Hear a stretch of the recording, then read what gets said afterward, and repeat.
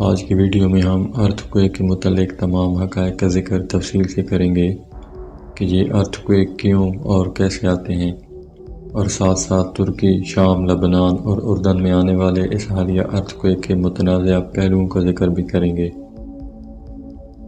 دوستو، ترکی میں آنے والے اس حالیہ زلزلے کے بارے میں جو انکشافات کیے جا رہے ہیں ان کے بارے میں جان کر آپ بھی پریشان ہو جائیں گے۔ ترکی کے لوگ کیوں اس زلزلے کو قدرتی آفت ماننے سے انکار کر رہے ہیں؟ وہ کون تھا جس نے اس زلزلے کے بارے میں 3 دن پہلے ہی سے بتا دیا تھا؟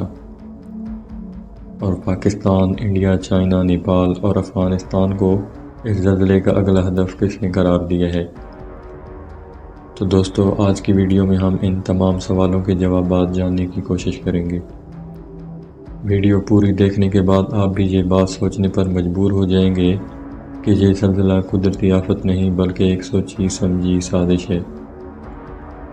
تاریخ کی کتابیں ایسے واقعات سے بھری پڑی ہیں جن میں قدرتی آفات اور حادثات کا ذکر تفصیل سے ملتا ہے۔ وبائی امراض، قحط، طوفان، سیلاب اور زلزلے ایسی قدرتی آفات ہیں جنہیں روکنا تقریباً ناممکن ہے۔ زلزلے کیوں اور کس طرح آتے ہیں، یہ جاننے کے لیے آپ کو زمین کی ساخت کے متعلق بنیادی علم ہونا ضروری ہے۔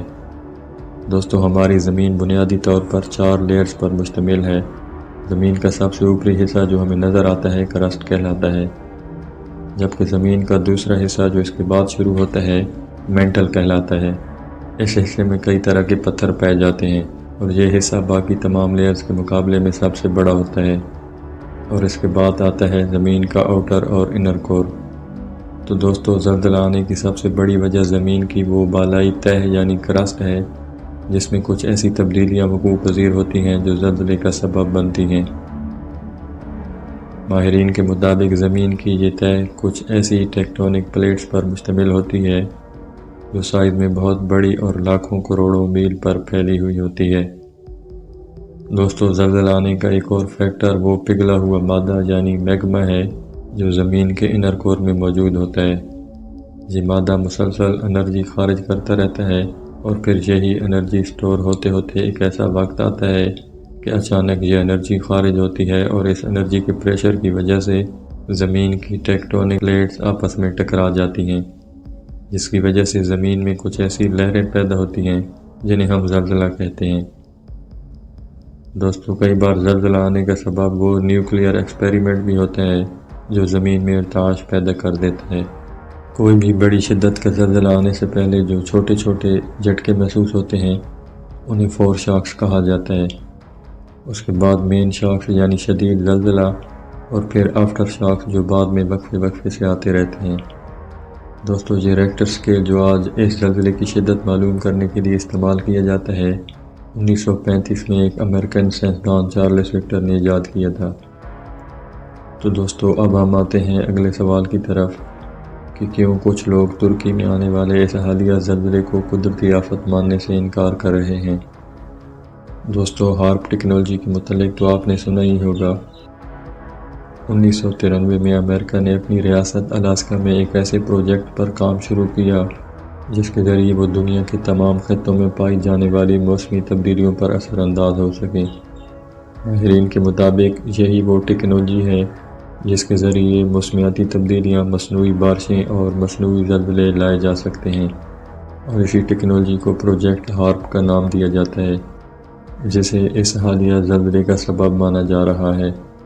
اور اس سے بھی حیران کن بات جو اس زلزلے کو مصنوعی ثابت کرتی ہے وہ یہ کہ ایک آدمی نے زلزلے سے 3 دن پہلے ہی اس زلزلے کے متعلق پیشن گوئی کر دی تھی، اور اس شخص کا تعلق نیدرلینڈ کے ایک جیومیٹری ریسرچ ڈپارٹمنٹ سے بتایا جا رہا ہے۔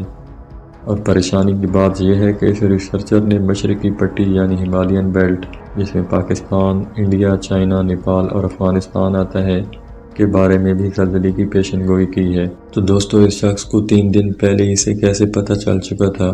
اس پر کافی سوالات اٹھائے جا رہے ہیں، اور کچھ مغربی ممالک کا ان متاثر زدہ ملکوں سے اپنے سفیروں کو 3 دن پہلے ہی واپس بلا لینا مزید سوالوں کو جنم دیتا ہے۔ دوستوں ایک اور حیرت کی بات یہ ہے کہ ترکی، شام اور اردن کے درمیان واقعی چوتھا ملک اسرائیل ہے، لیکن یہ کیسے ہو سکتا ہے کہ باقی تمام ممالک جن میں زلزلے نے تباہی مچا دی ہے، اس زلزلے سے وہ سنٹر میں واقعی ملک بالکل ہی محفوظ رہا۔ وقت کے ساتھ ساتھ بہت سی ایسی باتیں ظاہر ہو رہی ہیں جو اس زلزلے کو ہارپ ٹیکنالوجی سے منسلک کرنے کی طرف اشارہ کر رہی ہیں، اور اب تو سوشل میڈیا کے تھرو یہ دعویٰ رشیا کی طرف سے بھی کیا جا رہا ہے کہ ضرور امریکہ یا کوئی دوسری خفیہ طاقتیں اس ہارپ ٹیکنالوجی کے ذریعے بہت سے دوسرے ممالک پر اثر انداز ہو رہی ہیں۔ دوستو یہ 3 باتیں، یعنی اس نیدرلینڈ کے ریسرچر کا 3 دن پہلے پیشن گوئی کرنا، اور اسرائیل کا بیچوں بیچ ہونے کے باوجود ذرا سا بھی متاثر نہ ہونا، اور کچھ مغربی ممالک کا زلزلے سے 3 دن پہلے اپنے سفیروں کو ان متاثر زدہ ممالک سے واپس بلا لینا، اس بات کو شک سے یقین میں بدلنے کے لیے کافی ہے کہ یہ واقعہ کوئی قدرتی آفت نہیں بلکہ ایک سوچی سمجھی سازش ہے۔ تو دوستو دعا ہے کہ اللہ تعالی ہمیں ان شیطانی طاقتوں کے شر سے محفوظ رکھے اور مصیبت سے دوچار ان لوگوں کی مدد فرمائے۔ آمین۔